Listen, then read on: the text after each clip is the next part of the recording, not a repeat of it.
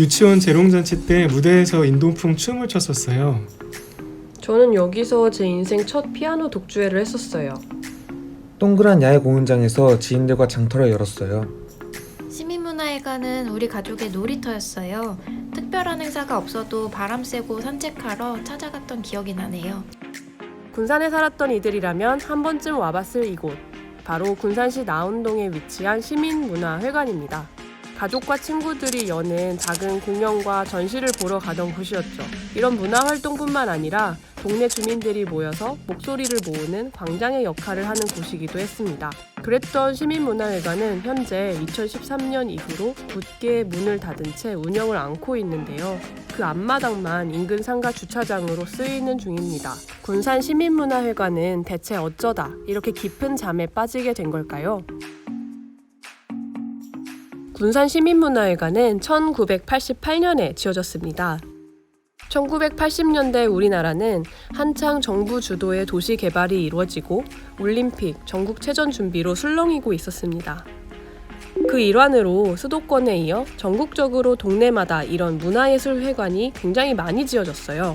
문화 경험이 대도시에만 편중되지 않고 지역에서도 활발하게 일어날 수 있도록 한다는 취지에서였는데요. 군산 시민문화회관도 주민들이 쉽게 이용할 수 있도록 주거지역과 가까운 위치의 다목적 문화예술시설로 지어졌습니다. 많은 분들이 잘 모르시지만 사실 시민문화회관은 놀랍게도 우리나라의 대표적인 근대 건축가 김중업이 설계했습니다. 서울 올림픽공원에 있는 평화의 문을 지었다고 하면 느낌이 좀 오시려나요? 그 외에도 진주문화회관, 3.1빌딩, 주한 프랑스 대사관, 유유산업공장, 서강대학교, 부산대학교 본관 등을 지었습니다. 시민문화회관은 심지어 그의 마지막 작품이기까지 합니다. 거장 김중업의 건물이 군산 같은 소도시에 지어진 사례는 흔치 않습니다. 한국 근대 건축의 아버지라고 할 수 있고요. 과거에 어떤 일본의 영향을 많이 받아왔던 근대 건축이 한국적으로 변하게 된 어떤 계기를 제공하신 한국 근대 건축의 양대 산맥 김수봉 건축가의 어떤 라이벌 구도를 형성했던 중요한 분이십니다. 그 건축물의 준공을 그분은 보지는 못하셨는데 그분들이 후대 어떤 제자들의 평에 따르면 그분의 초기 건축 어휘가 모두 다 녹아 들어있는 작품이라고 하더라고요. 첫 번째로는 어떤 그 지붕에서 나타나는 곡선미는 과거의 프랑스 대사관이나 다른 작품에서 나타나는 콘크리트를 사용한 어떤 곡선, 그 한국 전통의 처마 형태가 그대로 잘 구현되고 있고, 그리고 그 기둥을 통해서 그 지붕을 떠받치고 있는 어떤 디테일의 처리라든지, 그리고 이 지붕이 사실은 굉장히 무겁게 느껴질 수도 있는데 그 질량감을 최소화하면서 굉장히 가볍게 떠있게 하는 그 효과라도 이런 모든 디테일들이 사실은 김중업 건축의 굉장히 중요한 특징이거든요.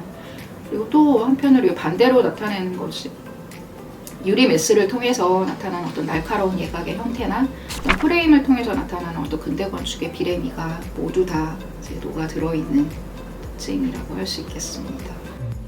이 부분은 김중업 건축가도 어떤 설계 제안서나 인터뷰에서 직접 밝히신 것처럼 어떤 항구 도시로서의 군산을 건축적으로 표현하시고자 노력했다고 하십니다. 일단은 첫 번째로는 그 지붕의 형태에서 나타나는 어떤 배의 모습, 어떤 건축물이 광장을 둘러싸는 형태가 어떤 항구의 어떤 모태적인 이미지를 형상하고자 했고, 또 수직적으로 나타나는 기둥에서는 어떤 등대의 시각적인 상징성이 나타나고 있다고 볼 수 있습니다. 그리고 바다에서 떠오르는 어떤 태양의 어떤 형태를 이제 반복적으로 나타나는 어떤 구의 형태, 원형의 반복적인 패턴을 통해서 또 표현하고 있다고 볼 수 있습니다. 이렇게 멋지게 지어진 군산 시민문화회관은 이듬해 1989년 문을 열었어요. 간만에 내부 좀 한번 구경해볼까요? 위용이 느껴지는 이 건물 안으로는 높다란 계단을 올라서 보이는 정문으로 입장할 수 있습니다. 자, 로비예요. 층고가 굉장히 높죠? 로비를 지나서 1층 관객석으로 들어갈 수 있는데요. 양쪽 끝 계단 말고도 중앙에는 원형 계단이 있어요.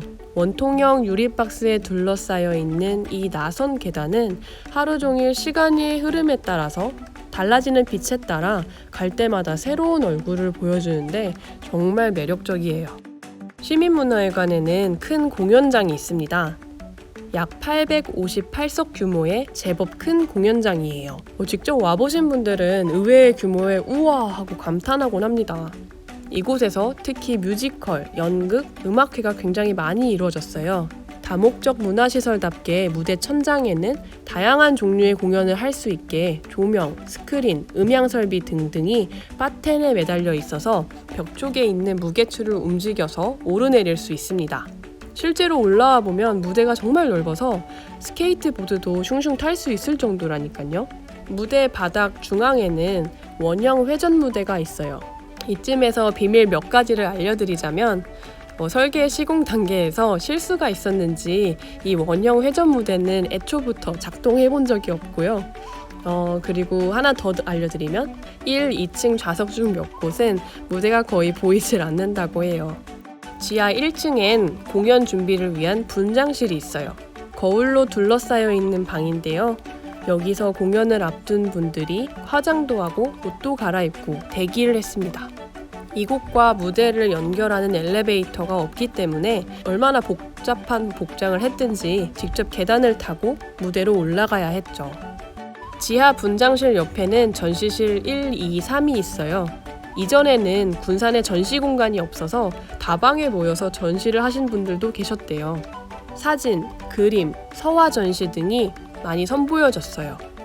넓은 실내 공간 벽을 따라 천장에 레일 조명이 붙어 있습니다. 지금은 곰팡이가 굉장히 많이 서려 있네요. 아무튼 예전에는 되게 인기가 많았어서 수개월 앞서서 늘 일정 예약을 했어야 했대요. 지하 복도에서 야외로 나가는 문입니다. 여기로 빠져나가면 지상층으로 올라가는 층계가 있는데요. 요 움푹 파인 성큰 공간 주변에서 스케이터, 비보이, 학생들이 자주 모여서 놀곤 했었어요. 이게 공공 건축물이다 보니까 혹시라도 건물에 상처가 날까봐 경비 아저씨가 쫓아내고 그랬다고 들었습니다. 아니 그래서 여전히 의문이 남으실 겁니다. 도대체 왜 문을 닫았는지 말이에요. 때는 2013년 5월 군산 시민문화회관으로부터 고작 2km 떨어진 곳에 군산 예술의 전당이 세워졌습니다. 군산 예술의 전당은 시민문화회관보다 더욱 큰 1200석 규모의 대공연장에 있어요. 이전에 시민문화회관이 담당하던 주요 기능들이 자연스럽게 예술의 전당으로 옮겨갔어요. 실제로 시민문화회관의 음향, 조명 장비들을 떼어서 예술의 전당으로 가져가기도 했답니다. 결국 2013년 군산 시민문화회관은 운영을 중단하게 되었습니다. 보통 이런 공공시설들이 어떻게 운영되는지 잘 모르시죠? 한 가지 사실을 알려드리자면 1980년대부터 전국에 확산된 이런 종류의 문화회관들은 공공의 이익을 위해 설립된 만큼 일반적으로 매년 적자를 내면서 운영돼요.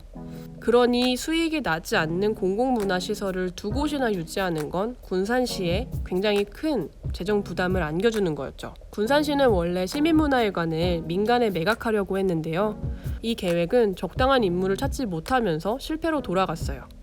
이곳을 그냥 없애고 더 넓은 주차장이나 만들자 이런 목소리도 굉장히 많이 있었는데 김중업 건축물로서 의미가 있는 곳이라서 이건 역시 꽤 주저되는 계획이었던 거죠. 시간은 자꾸만 흐르고 시민문화회관은 당최 어떻게 하면 좋겠는지 모르겠는 커다란 잠든 거인으로 나운동에 남아버렸습니다. 하지만 2019년 12월 군산시청은 도시재생 인정사업을 따냅니다. 와! 군산시청은 시민문화회관을 되살리기 위한 좋은 방법을 찾기 위해서 국무총리실 산하의 국책연구기관 건축공간연구원 아우리와 손을 잡았습니다.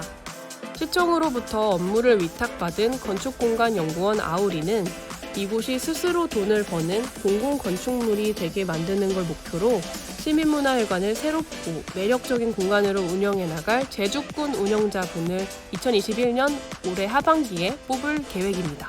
연구원들이 이 공간을 어떻게 바꾸어 나갈지 결정하는 것은 아니고요. 다만 이곳의 잠재력을 조사하고 실험하고 매력을 알리는 역할을 맡고 있어요. 많은 이들이 새롭게 단장한 동네들로 떠나가고 산업적으로도 풀이 죽어버린 동네에서는 한 장소만 살린다고 될 일이 아닙니다. 무슨 말이냐면 시민문화회관과 나운동은 연결되어 있어요. 그래서 이 일이 더욱 어려운 것이기도 하죠.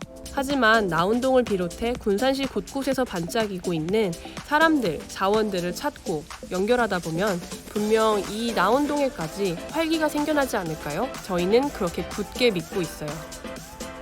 시민문화회관은 앞으로 어떻게 변화하게 될까요? 이곳에서 실제로 추억을 가지고 계신 여러분들의 생각이 너무너무 궁금합니다. 아직까지 세상 흐름에 눈을 감고 웅크린 채 잠들어 있는 거인을 깨우는 이 여정에 앞으로도 많은 관심 가져주세요.